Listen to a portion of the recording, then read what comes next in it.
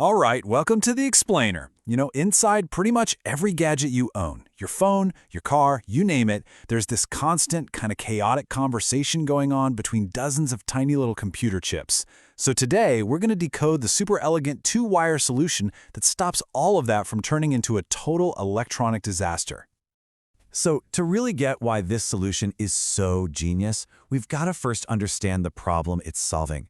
It's a huge challenge that every single electronics designer has to deal with. They call it the spaghetti problem. Just think about your phone for a second, or your car. It's not just one big computer, right? It's more like a whole miniature city of specialized chips. You've got one for the screen, dozens for all the sensors, another one for the battery, and the thing is, they all need to be talking to each other, like constantly. Okay, so imagine if every single one of those chips needed its own separate set of wires just to talk to the main processor. You'd end up with what engineers call the spaghetti problem. And it's exactly what it sounds like, just a chaotic monster of wires tangled up inside every device. It would make them huge, super complex, way more expensive, and oh man, an absolute nightmare to build and even think about repairing. So how in the world did engineers solve this tangled mess? Well, instead of adding more wires, they did something kind of counterintuitive. They found a way to use fewer, a brilliantly simple two-wire solution. Let's go back to 1982. A team over at Philips comes up with this totally ingenious answer called I²C, or I²C. The full name is Inter-Integrated Circuit. Basically, it's a communication protocol, a set of rules that lets a whole bunch of different components talk to each other using a shared two-wire bus. Think of a bus like a data highway that all the chips can use. And this image really says it all, doesn't it? It just perfectly captures how elegant this solution is. You go from that potential chaos, that web of connections, and I²C just boils it all down to two simple shared lines. It simplifies everything. Seriously, that's it, just two wires. One is the serial data line, SDA for short, and that's where the actual info travels back and forth. The other one is the serial clock line, or SCL, and its job is to basically act like a metronome, keeping the whole conversation synchronized. And together, these two form that bus we were talking about, where all the different chips can just hop on and off to communicate. Okay, so if all these different chips are sharing the same, two-lane highway, how does the system stop a massive traffic jam from happening? Well, there are some very clever rules of the road. Let's take a look. Probably the best way to get your head around how it stays so organized is with a pretty simple analogy. Just picture the I²C bus as a very, very well-behaved classroom. So, in this classroom, you've got the main processor. It acts as the master, who's basically the teacher. It's in charge of everything. Then you have all the other chips, the sensors, the memory, the displays. Those are the slaves, or the students. And the bus? Well, those two shared wires, that's the room itself. It's the space where all this communication happens.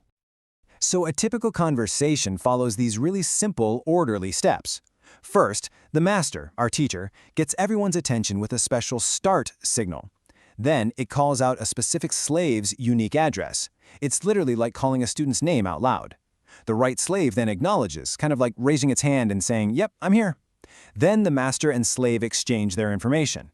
And once they're done, the master ends the whole thing with a stop signal, which frees up the bus for the next conversation. See? Super orderly.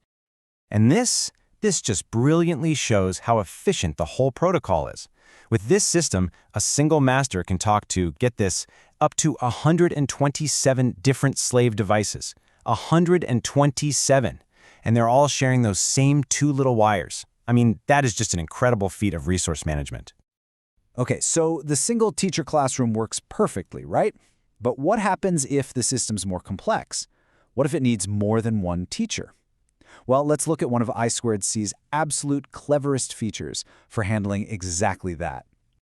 Yeah, this protocol is so flexible that it actually allows for multiple masters on the same bus. So let's go back to our classroom. What happens if two teachers try to talk at the exact same time? How does it stop them from just talking over each other and scrambling the whole message?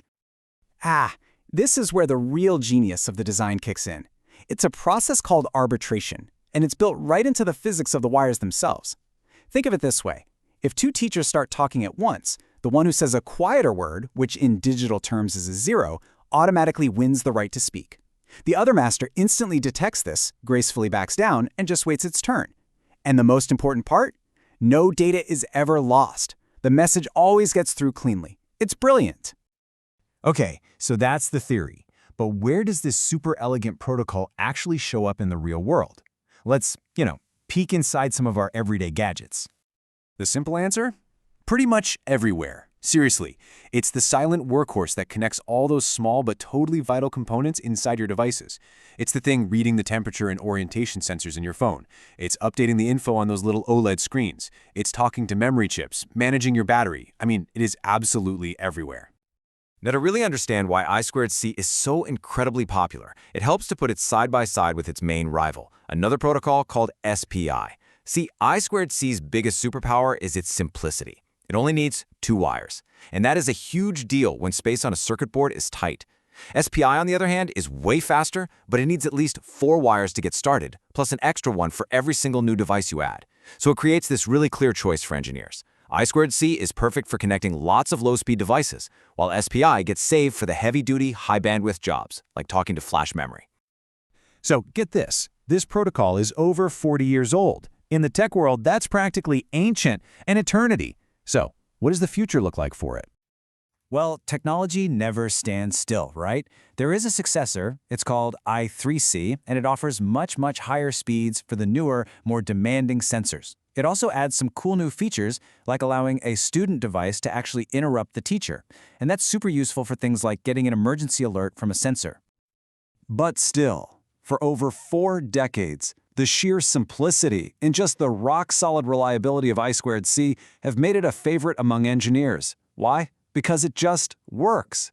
Its incredible longevity in an industry that changes literally by the minute is really the ultimate testament to a fantastic design. And all of this leaves us with one final thought.